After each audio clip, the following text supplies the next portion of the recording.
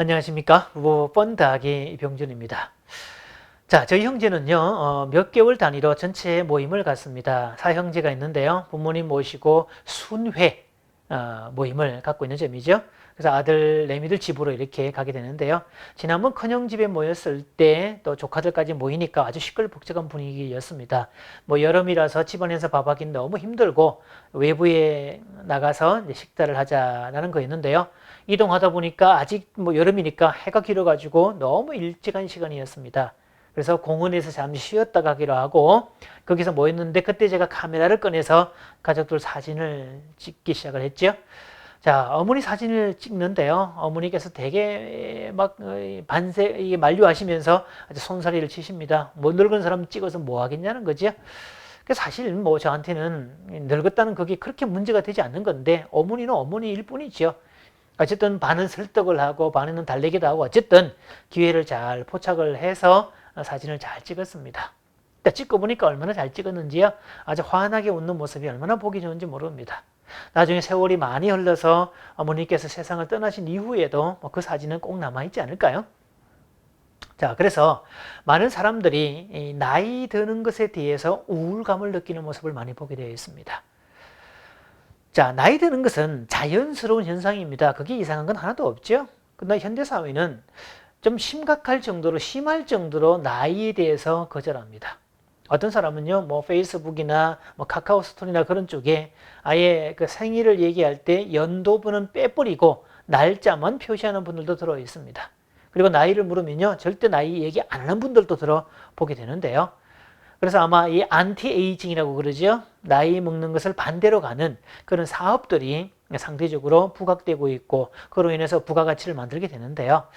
글쎄 물론 뭐 그런 과정을 통해서 젊게 보이려고 애를 쓰고 또 그런 관리를 통해서 건강하게 한다는 점에서야 박수 보낼만 하지만 또 그 노력의 성과가 또 간들 얼마나 갈 수 있을까요? 그죠?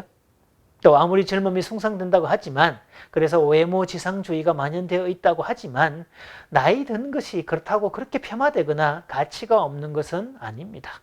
그래서 나이 들었다고 우울감을 겪을 필요는 없다는 거죠. 흔히 우리가 나이는 뭐 폼으로 먹냐? 그런 표현을 쓰지 않습니까? 나이는 그저 생물학적으로 먹는 게 아닙니다. 그래서 이제 뭐 나이 들면서 사진을 찍지 않겠다는 사람, 뭐 거울 보지 않겠다는 사람들 많고 또 뭐 굳이 염색을 하겠다는 사람들도 하지 않겠다는 사람도 있는데요. 오히려 요즘은 또 상대적으로 굳이 이렇게 뭐 염색 같은 거 하지 않겠다라는 분들도 생겨나고 있습니다.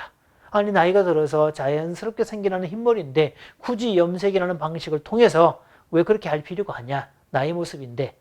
자, 그렇게 말하는 분들의 모습에서는 더러 여유도 보이고 있습니다. 나이 드는 것이 그렇게 싫지 않다는 거죠. 자, 게다가 나이가 들면 그에 따른 여유와 더 깊은 모습이 있다는 거죠. 프로이트의 제자였던 카를 융은 남자는 나이 60을 넘기면 노인이 되든지 어르신이 되든지 둘 중에 하나다라는 표현을 씁니다. 여기서 이 노인과 어르신의 차이는 극명하게 드러나게 되죠. 노인보다는 어르신이 되어야 되는 게 우리의 인생의 목표일 겁니다. 아마 이 어르신은 나이 든다는 것을 거부하지 않고 있는 그대로 수용하고 그 나이 들에 따른 어떤 인품이나 아주 기품을 보여주고 있는 모습일 겁니다.